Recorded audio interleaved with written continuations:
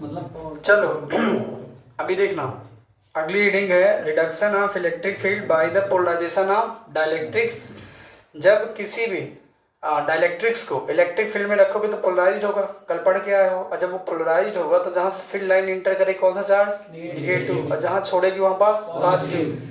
तो वहाँ electric field कितना होगा, तो आपके पास ए बी दो आपके पास प्लेट है, कैपेसिटर की प्लेट है, और इनके बीच में क्या रखा गया है, डाइलेक्ट्रिक्स, जिसका नाम क्या है, पी क्यू आर एस। तो यहाँ पे आप अप्लाइड कर रहे हो ई नॉट इलेक्ट्रिक फील्ड, अप्लाइड किया गया इलेक्ट्रिक फील्ड क्या है, ई नॉट। जो डाइलेक्ट्रिक्स में पोलराइजेशन की वजह से जो इलेक्ट्रिक फील्ड आ रहा है वो कौन है, ई पी। लेकिन याद रखना दोनों के डायरेक्शन क्या होंगे, अपोजिट। ये इधर होगा तो ये इधर है, तो वहाँ पे नेट ई क्या है, यहाँ पास नेट इलेक्ट्रिक फील्ड, ई क्या है, net electric field. E not क्या है, अप्लाइड किया गया इलेक्ट्रिक फील्ड। ई पी क्या है, पोलराइजेशन, ड्यू टू पोलराइजेशन जो वहाँ इलेक्ट्रिक फील्ड जनरेट हो रहा है। ठीक है ना, इतना याद रखना। तो यहाँ पास ये नेट इलेक्ट्रिक फील्ड का फार्मूला है। अब अगली हेडिंग है डाइलेक्ट्रिक कांस्टेंट। कौन सी, डाइलेक्ट्रिक कांस्टेंट। हेडिंग डाल लो अगली। देखो अगला टॉपिक है डाइलेक्ट्रिक कांस्टेंट क्या होता है। डाइलेक्ट्रिक कांस्टेंट क्या होता है, या ऑप्शन बनेगा या जो भी बने यहाँ से वन वर्ड, तो पूरे फैक्ट एक ही जगह देख लो। देखो अभी तुम पोलराइजेशन की वजह से जो इलेक्ट्रिक फील्ड घट रहा था, डाइलेक्ट्रिक को पोलराइज कर रहे थे, तो वहाँ पे इलेक्ट्रिक फील्ड घट रहा था कि बढ़ रहा था, घट रहा था। उसका फॉर्मूला क्या था, E equal E not minus E P. ये फॉर्मूला नहीं था, E इक्वल था ई not minus E P.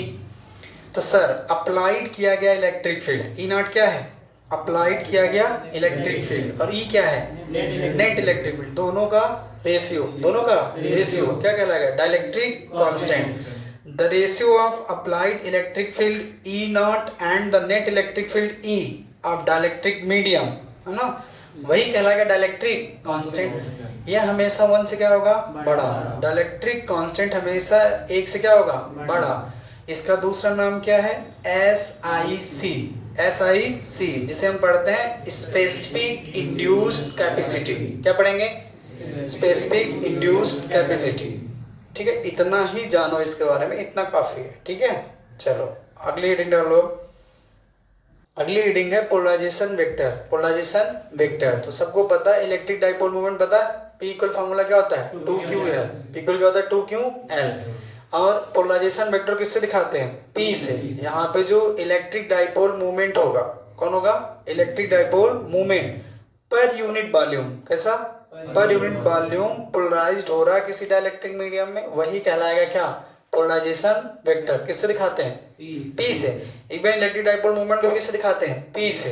P equal formula क्या था, 2ql। पोलराइजेशन वेक्टर यह मेजर करता है, it measure the degree of polarization. Polarization की डिग्री मेजर करेगा कौन, पोलराइजेशन वेक्टर। किसी भी डाइलेक्ट्रिक्स मीडियम में कितना ज्यादा पोलराइजेशन हुआ है उसकी डिग्री कौन मेजर करता है, पोलराइजेशन वेक्टर। किससे दिखाते हो, P से। ठीक है ना, इतना जानो बस। ये सारे एमसीक्यू वन वर्ड के लिए काम आएंगे आपके। ठीक है, अगली जो हेडिंग है वो है इलेक्ट्रिकल ससेप्टिबिलिटी। क्या है, इलेक्ट्रिकल ससेप्टिबिलिटी। इसमें होता क्या है कि जो तुम पोलराइजेशन वेक्टर है, कौन है, अभी पढ़ के आना, किससे दिखाते हो, P से। पोलराइजेशन वेक्टर जो होगा वह इलेक्ट्रिक फील्ड के डायरेक्टली प्रोपोर्शनल होता है। ध्यान समझना, ये P क्या है, पोलराइजेशन वेक्टर। पोलराइजेशन वेक्टर क्या कर रहा था, किसकी डिग्री मेजर कर रहा था, बताओ। पोलराइजेशन वेक्टर किसकी डिग्री मेजर कर रहा था, it measure the degree of polarization of dielectric material. किसी भी डाइलेक्ट्रिक मटेरियल्स की पोलराइजेशन डिग्री कौन मेजर कर रहा था, पोलराइजेशन वेक्टर, जिसको किससे दिखा रहे थे, P से। तो P डायरेक्टली प्रोपोर्शनल E, तो जब हटाओगे तो क्या आएगा, कांस्टेंट आएगा। क्या आएगा, कांस्टेंट। तो P इक्वल कांस्टेंट आ जाएगा। इसे पढ़ते हैं काई, क्या पढ़ते हैं, काई। याद रखना ये किसका सिंबल है, काई का। तो वेयर काई is the constant of proportionality. ठीक है, इसे ही बोलते हैं इलेक्ट्रिकल ससेप्टिबिलिटी।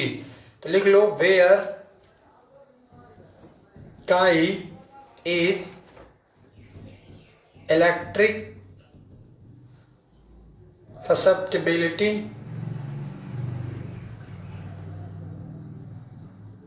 ठीक है, अब इसकी वैल्यू निकालना हो गया, तो यहाँ पे आप ट्रांसपोज कर लीजिए।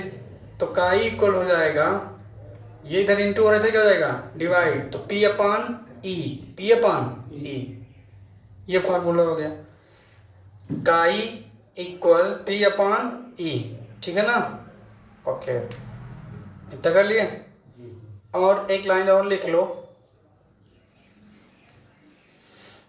और अगली लाइन स्टेप बना के लिख लेना। जब हम रिलेशन निकालेंगे के और काई के बीच में, किसके बीच में, के और काई के बीच में, तो वहाँ काम आएगा। लिखो स्टार बना के, स्टार बना के लिखो, magnitude of polarization vector, magnitude of polarization vector is equal to the magnitude of polarization vector is equal to the surface charge density of polarized charges. Magnitude of polarized vector is equal, magnitude of polarized charge is equal to the surface charge density of अगली heading है relation between के and काई, के and काई, जहां पे के क्या है, डाइलेक्ट्रिक कांस्टेंट, जिसकी वैल्यू कितनी होती थी, डाइलेक्ट्रिक कांस्टेंट की वैल्यू हमेशा 1 से बड़ी होती थी, ठीक है ना। और काई क्या है, इलेक्ट्रिकल सब्सटेबिलिटी, ठीक है। अब देखो हो क्या रहा, तो हम अभी एक ये डायग्राम कितने लोग याद आ रहा, अभी पढ़ के आए थे। 2 प्लेटें थी, एक था ए एक था बी, इनके बीच में क्या रखा था, डाइलेक्ट्रिक्स।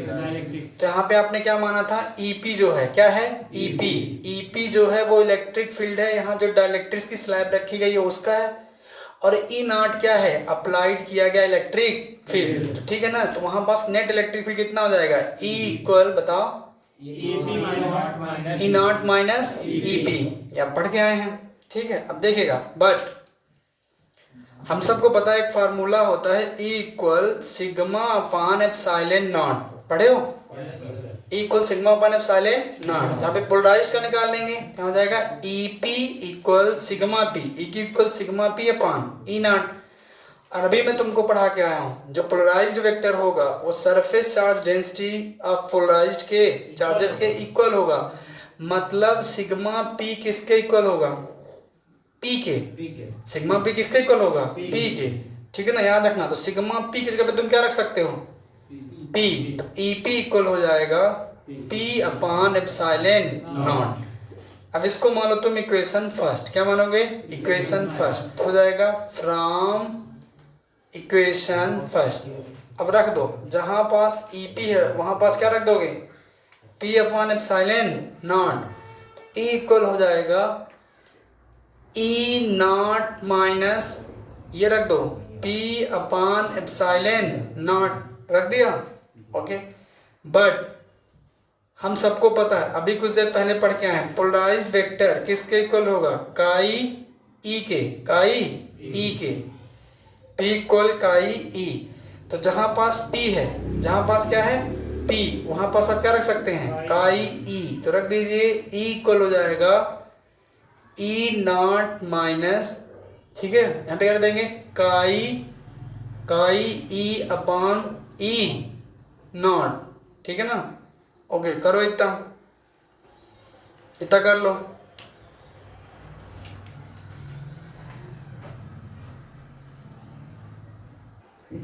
ओके देखो, ये हो गया ई इक्वल ई नॉट माइनस काई E upon E epsilon not है, क्या है, एप्सिलॉन नॉट। अब तो आप बोथ साइड डिवाइड कर दो, किससे, ई से, किससे, ई से। तो लिखो E upon E equal E naught upon E equal chi E upon epsilon not ई, हो जाएगा। अब ई से ई कैंसिल हो, कितना आ जाएगा, 1, कितना जाएगा, 1 इक्वल ई नॉट अपान ई की जगह पे आप क्या रख सकते हो, के, क्योंकि फार्मूला होता है डाइलेक्ट्रिक कांस्टेंट का फार्मूला होता है ई नॉट अपान ई, तो के माइनस ये कितना हो गया तुम्हारा, यहाँ भी तो ई से ई कैंसिल हो जाएगा, तो कितना बचेगा, काई अपान एप्सिलॉन नॉट, है ना, बन जाएगा ना। अब देखो, अब तुम क्या करोगे, इसके बाद ये इधर माइनस था, इधर क्या था माइनस, इधर क्या जाएगा प्लस, और 1 क्या है इधर प्लस, उधर क्या जाएगा माइनस। देखो ध्यान से, तो ये हो जाएगा के हो गया, के को रहने दो यहाँ। अब ये माइनस इधर क्या जाएगा प्लस, और 1 इधर क्या है तो इधर क्या जाएगा माइनस। तो के माइनस 1 इक्वल काई अपान एप्सिलॉन नॉट, काई अपान एप्सिलॉन नॉट। अब सुनो, एप्सिलॉन नॉट के इधर क्या हो रहा है, एप्सिलॉन इधर क्या हो रहा है, इधर क्या जाएगा मल्टीप्लाई, तो हो जाएगा एप्सिलॉन नॉट के माइनस 1 इक्वल काई। This is the relation between the के एंड काई, के एंड काई, ठीक है ना। This is the required relation, ठीक है ना। This is the required relation, ठीक है ना। ओके, लगा लेना इसको। देखो अगला टॉपिक है डाइलेक्ट्रिक स्ट्रेंथ। तो ये दो हमारी पैरेलल प्लेट है, कैसी प्लेट है पैरेलल। आप इस पे क्या अप्लाइड कर रहे हो, इलेक्ट्रिक फील्ड, क्या अप्लाइड कर रहे हो, और उसकी मैक्सिमम वैल्यू, वो मैक्सिमम वैल्यू जब आप इस पे अप्लाइड करेंगे, यहाँ डाइलेक्ट्रिक्स होगा, क्या होगा डाइलेक्ट्रिक्स। तो उसके जो मॉलिक्यूल है, कौन है मॉलिक्यूल, वो ब्रेक ना हो, without breaking, without breaking. Sir जब हम किसी भी दो पैरेलल प्लेट पे वहाँ डाइलेक्ट्रिक्स रखा हो अंदर, वहाँ पास जब हम maximum value of electric current apply करें और वहाँ उनके मॉलिक्यूल ब्रेक ना हो, एक चीज़ का ख्याल रखना बस, मॉलिक्यूल ब्रेक ना हो, उसको क्या बोलते हैं डाइलेक्ट्रिक स्ट्रेंथ, जिसकी यूनिट कितनी है वोल्ट पर मीटर, और एयर का कितना होता है 3 × 10⁶ वोल्ट पर मीटर, ठीक है ना। इतना याद रखो। चलो इस तरीके